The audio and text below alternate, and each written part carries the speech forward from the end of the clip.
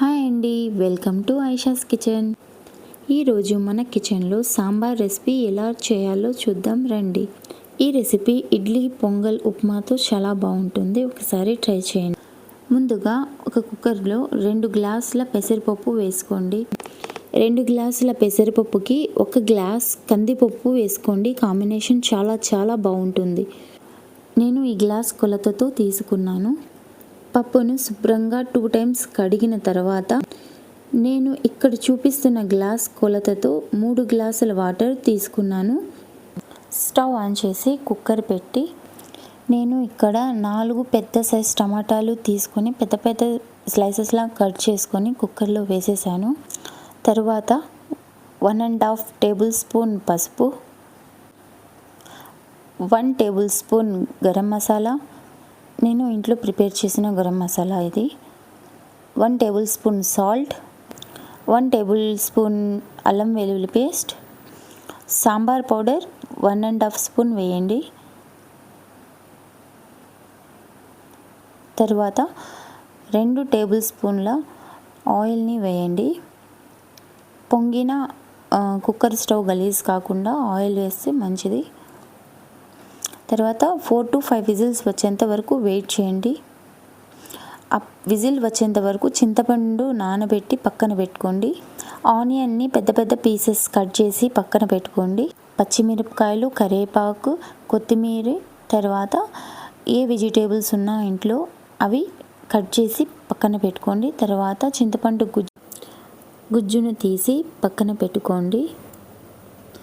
Whistles వచ్చిన తర్వాత పప్పు చాలా బాగా మెత్తగా ఉడికిందండి. ఉడికిన పప్పుని పప్పు గుత్తితో 2 సార్లు కలుపుకోండి.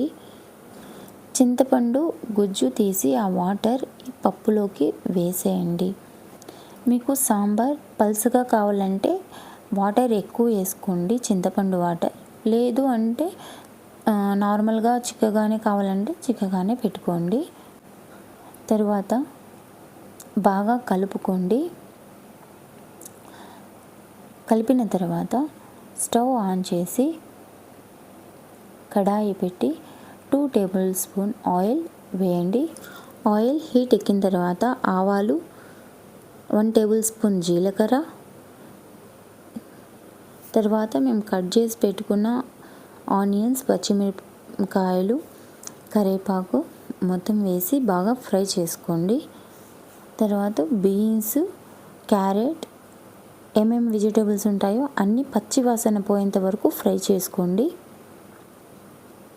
ఆ ఫ్రై చేసుకున్న మిశ్రమాన్ని తీసి పక్కన పెట్టుకోండి.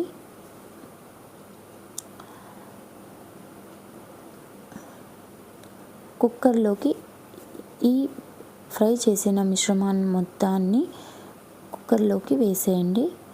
తర్వాత బాగా కలపండి. కలిపిన తర్వాత మూత పెట్టేయండి.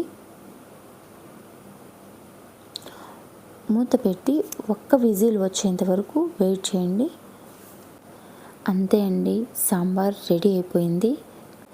నా సాంబార్ రెసిపీ మీకు నచ్చినట్టయితే లైక్ చేయండి, షేర్ చేయండి, కామెంట్ చేయండి అండ్ కంపల్సరీగా సబ్స్క్రైబ్ చేసుకోండి. Thanks for watching. బాయ్.